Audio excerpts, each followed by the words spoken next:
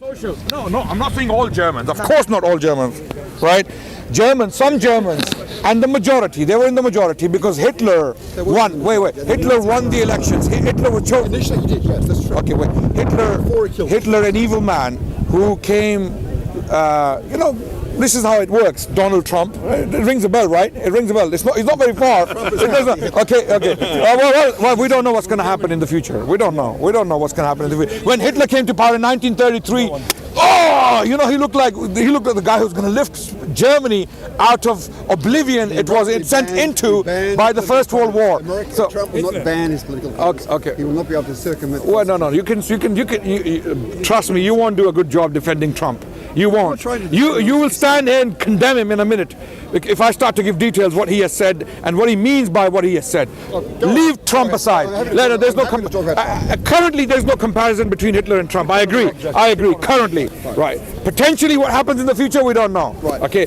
So Hitler was chosen or elected by the German people by a landslide victory, right? He had convinced the masses in Germany that this is what I think of the Jewish people. No, it wasn't. He wasn't appealing to their anti-Semitism. He appealed to their patriotism. Whatever. The Jewish whatever it was. He was elected in 1933. Okay. The Jews were started to be killed in 1940. Whatever it was. I don't care about the details. They didn't elect him because he was anti-Semitic. So socially, when things are agreed upon, sometimes doesn't necessarily mean those things are right. Okay, just because there is a social consensus in a society or on something. Alcohol, for example. Wait. Let's talk about a more homely example. Alcohol. Here in this society where we live now, alcohol is normal. People use majority. I'm talking to the majority, right? There's nothing wrong with having a pint or having a shot here and there. No problem with that, right? But we know alcohol is directly linked to 80% of the violent crimes taking place in Britain, right? But that's true. If you, I can't. I don't accept that. The first one yesterday. Okay. Alcohol is directly linked to most violent crimes in this country. Take my word for it. Go and do some research. It is. Yeah. Okay. So now, your social consensus point goes down the drain. Why? It doesn't, because morally you cannot use social consensus to support your morality. No, I agree. There are times. Thank you. So now where do your morals come from? I'm not saying all morals are good. Some morals are bad. Some morals are poor. But when you say good, it's a circular argument. When you say good, what do you mean? You're going to say when it's moral. And when I'm going, what's moral? You're going to say when it's good. Okay, what is good? It's moral. What is moral is good. So you're going to go around in circles. We have to have a referee that tells us what's good and what is good. Yes, thank you. Otherwise, it is destruction, chaos on a grand scale, global destruction. Something with which I disagree, such as, what if the referee claims that women are only worth in court half the validity of a man? That referee's wrong if he claims that. He did claim that. I know what you're talking about. So you have misunderstood. And Sharia. You have misunderstood that. The same referee tells you, if you paid attention to that referee otherwise, he tells you that the testimony of a woman is absolutely equal to a man in the same court. The same referee tells you that. Did you know that, gentlemen? Did you know that? Hold on a minute. Did you know that, gentlemen? Okay. Not only that. Wait. Let me finish. Now, I haven't finished it. The same referee. Can I finish? The same referee tells you that a woman is far more superior than a man in status. The same referee tells you that. Where? You're laughing, but okay. So there's a bigger picture you've missed, right? In chapter 24. Wait. Let me finish. And men are allowed to mistreat women and treat them as their property, but they exalt women at the same time. Okay. Now, when you're going to talk about these things, firstly, before we get to these things, I'm completely open to these questions, and I will show you why you may have misunderstood these points in our faith, or why you may have understood the referee. That's why you reject the referee, because you don't actually understand the referee. So that's why you don't accept his judgment. Now, before we get to that point, I want to know the standard you are using to judge that referee.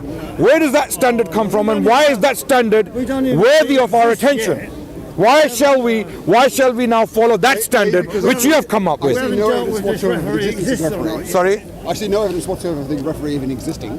B, I believe that all morals ultimately stem from our... These are completely different questions now. We are jumping from morality to another question now, God's existence. Now, can we stick to morality? I'm asking you a question. You as an atheist, what standard do you have to judge the referee or anyone else for that matter, and where do you get this standard from, and why is that standard even true? Are you asking me how we judge a referee, or asking how we get morals if we don't have a referee in the first place? Yeah. Okay, let's go to this latter point first. It's often thought that people like yourselves, or atheists, cannot have morals because we don't believe the referee is giving us the external referee is giving us the morals by which we must believe.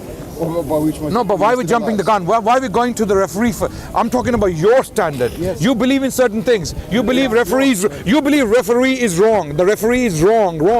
I'm asking wrong based upon what? What do you mean by wrong? Well, first of all, I don't believe the referee exists. But secondly, okay, that's another question. Correct. But even but I know you think the referee exists, and I'm merely taking you at your. My thinking doesn't matter. I'm asking you about your thinking. Why do you think things are wrong? What do you mean by wrong? Okay. Morality, as far as I'm concerned, is created by man because we live in communal societies. We make rules and laws for ourselves to regulate the way we interact with each other. And then we cause destruction. Do you agree? Of course, ultimately we have. Thank you so much. So we agree. We both agree that men, when they make laws and rules, those rules and laws eventually lead to destruction on a massive scale. They have historically led to destruction often. But that's more often than not. More often than not. Societies in the world today are the Western society. Okay, let's talk. This one. Let's discuss the existing laws. Let's discuss the existing laws. There are laws. There are wars all over the Middle East. Okay. Islam rules. So there's no wars in Europe. So the bottom line is wait. Can we not digress? Can we?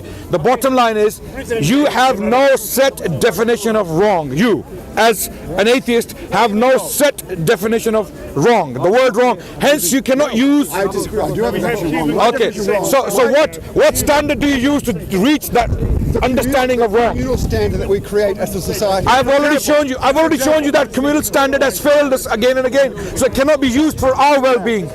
That communal standard has led to massacres and genocides of a grand scale. It protects you. Right? I don't need your protection when you. Wait. I don't need your protection when you are killing 6 million Jews. When you're killing 6 million Jews, I don't need your protection. I don't need your protection when Native Americans were completely wiped out of the map of America.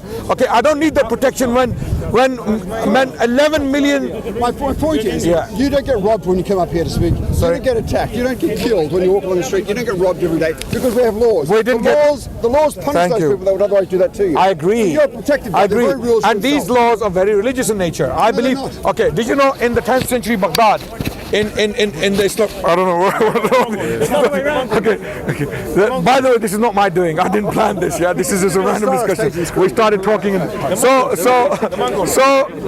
in the 10th century Baghdad, we had discussions. Are you listening? Between atheists, Christians, Jews, so-called heretics, and Muslim theologians, having debates between each other in a perfectly harmonious society, coexisting with each other, and no problems. No one's torturing them. Did you know we didn't have any witch burnings in the Islamic lands? We didn't have any heretic burnings. That was all happening in Europe. Okay, and then after. Explain to me then how Islam spread from the Arabian Peninsula all across North Africa. Did it not? It was conquered by the sword. They attacked.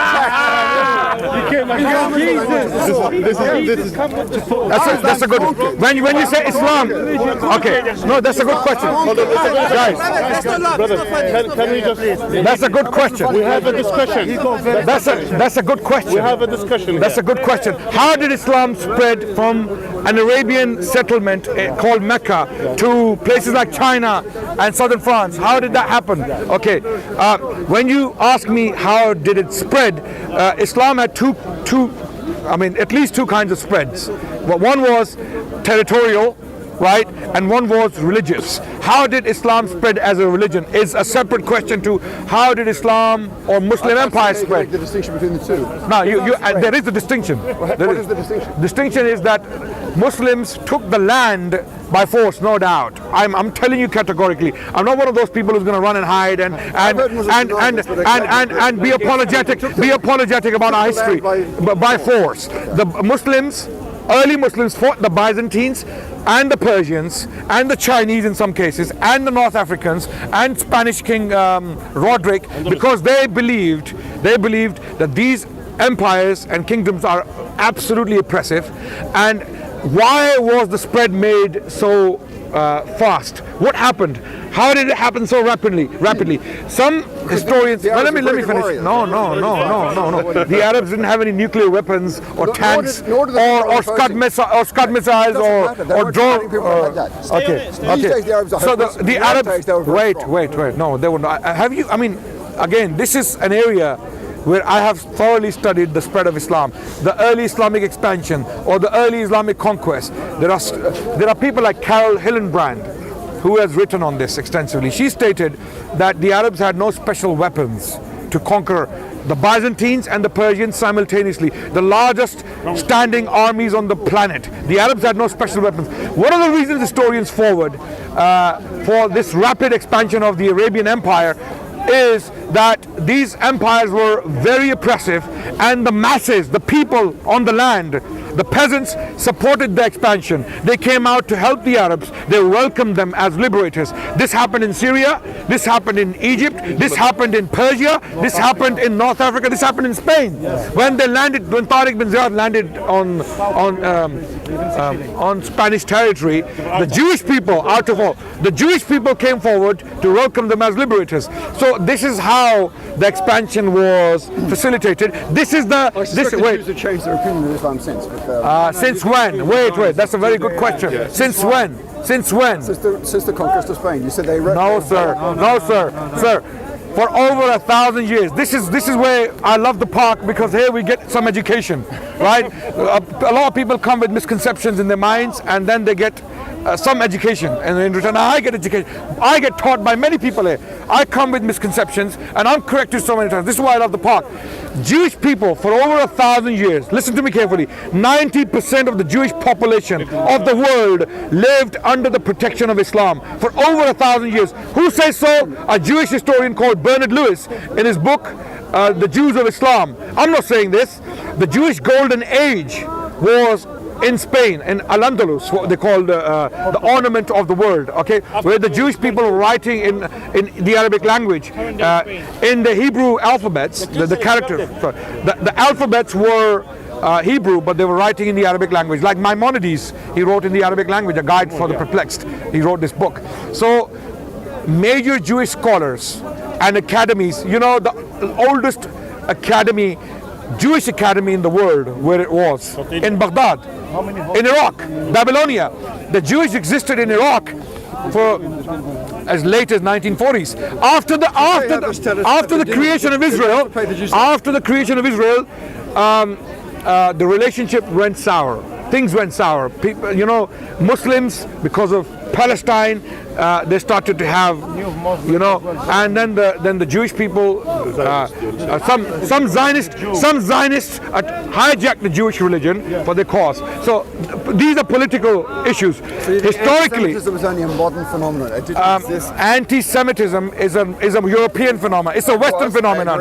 No, it's not an Islamic phenomenon. I'm sorry. This is what we. Anti-Semitism is a European. The anti-Semitism is rising because more Muslims in Europe. Anti-Semitism existed in Europe from the day one. Jews were accused of dicide, which means killing of God. Okay, so Jews were accused of that, repeatedly tortured. The books were burnt throughout the Middle Ages. They were banished from England by Edward I, and then from France, and then where did they go? The question is, where did they go? They went to the Muslims. They went to Spain, and afterwards, when they were expelled by Ferdinand and Isabella in Spain, they went to the Ottomans. So a large Spanish Jewish community ended up in Jerusalem or in Salonika, and even in Morocco. So Tunisia, Morocco, everywhere. Yes. So the point is, your point, you have a misconception about our history. Islam. No, I asked you how Islam spread. You said it spread territorially as distinct from religiously. Yes. Now you're saying you're distinct. So the religion of Islam. You say you conquered lands, yes. Yes. But you were welcomed as liberators, and you persuaded the local population to take the religion. How do I know this? Muslims were in power in Egypt until now. until now. Okay, since Muslims took Egypt, it has been in their hands, right? The oldest Christian community in the world, arguably, is the Coptic Christian community. Muslims were absolutely able to, any time in the history, force the entire population into Islam. They didn't do it. The oldest churches in the world are in the Muslim world. They were not demolished, right? Okay. That's because what is now the Muslim world, the Middle East, was originally the Christian world. Thank you, but it has been the Muslim world for the last time. Even the Crusades, which Muslims are very fond of quoting as aggression by the West against Islam, that was all they were doing was trying to reclaim Jerusalem, which had been taken from them by the Arabs in the first place. So Islam had conquered Jerusalem, so the Crusades were a response to that. When did Islam conquer Jerusalem? Of course they did. When? What, in the 9th century or the 10th century? No, sorry. Muslims took Jerusalem in the 7th century, 636 CE. Right, exactly. And how can you call Crusades a response to that when Crusades are taking place in the 11th century? There's a gap of 5 centuries between the early. So there is no response. The claim was by the Europeans, by the Pope, kings, by the Pope, and by the kings. Right. They said we have to reclaim the Holy Lands from the infidel, right? Okay. Which is what you guys call us. But what's your name? Greg. Greg. Yeah. Greg. When the Crusaders came into the Middle East, you know what happened? What happened in Jerusalem? The Jews fought them. The Muslims fought them, and the Middle Eastern Christians fought them because they saw them as barbarians who have come to disrupt the peace. Sorry? Yes. Yes, they fought. Armenian Christians fought against the Crusaders because they had a perfectly harmonious existence with the Muslims. Muslims are not, the Holy Sepulchre. The Holy Sepulchre. Saladin had generals of Christian generals. And again, all of these things. I am surprised that an intelligent man like yourself hasn't been able to so far study the history of Islam thoroughly to see this side of the picture. Okay, what you see, I don't blame you. What you see on the media, a bunch of Islamophobes going around, including atheistic activists. Some of these atheist activists who put up videos, Richard Dawkins, Sam Harris, Christopher Hitchens. Okay. I love Richard Dawkins. I love Christopher Hitchens. So you agree with Sam Harris when he said that we should preemptively nuke the Muslims? No, he never said that. What did he say? What did he say? Shall I read what he said? Fine. Okay, what did he say? What did he say? But if he said it. Read Sam Harris. But if he said it. Well, how can I said he didn't say it, so how can I say that? If he said it. What's his stance? Okay. Find where Sam Harris claims we should nuke the Muslims. He said preemptively we should nuke the Middle Eastern countries. Find me a quote he said that. If he said it, Sam Harris on nuking the Muslims. It's very easy. Google. Master Google. Hillary Clinton, she said she wants. Sam Harris is a voice of reason in a sea of. Let's see how reasonable he is. Sam Harris on nuking the Muslims.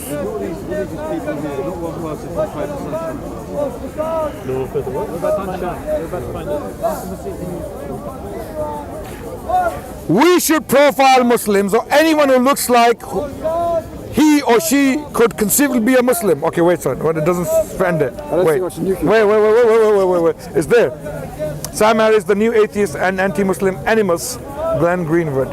What did he say about nuking the Muslims? He didn't say anything about nuking the Muslims. Sam Harris is a very reasonable guy. I'll show you the quote, and if you read the quote, and if he said anything like it, will you condemn it on camera? Yes, as an atheist. If he said anything like that, I would condemn him. Okay, that's very reasonable. I read his books. I've got all these books. Okay, Sam Harris, I watch him on music. Okay, have you come across any statement like that? No. Nothing Not like from it. Sam Harris, no. Not Sam. Okay.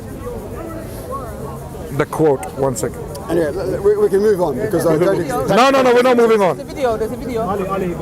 Yeah, wait. No, but wait. There's this video. I want the specific quote. Henry, what? What's his name, brother? What's his name? Yeah, I did. Yeah. Sam Harris.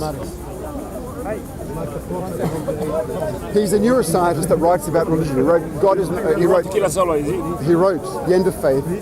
You want to kill us all? He doesn't want to kill. I just said he doesn't want to kill you all. You're not listening. But he finds a lot of faults in Islam, as do I. He finds a lot of faults in religion generally, as do I. Hillary Clinton said the same thing. Yeah. She didn't say kill the Muslims. She didn't say Pakistan is bomb. Muslim, innit? Look, it's very easy for you guys to come up here and make these wild statements. I want to see evidence. She made it. It's an evidence-based approach. Give me the video. I'm listening to it. Sam Harris didn't say anything like that. Hillary Clinton didn't say anything. He was asked about this on that very video he's talking about, and he responded to it. That I didn't mean that. He said something. If I wrote something like that in one of my books, you know where I would go? Any idea? Any idea? No, Guantanamo. They would have to open a new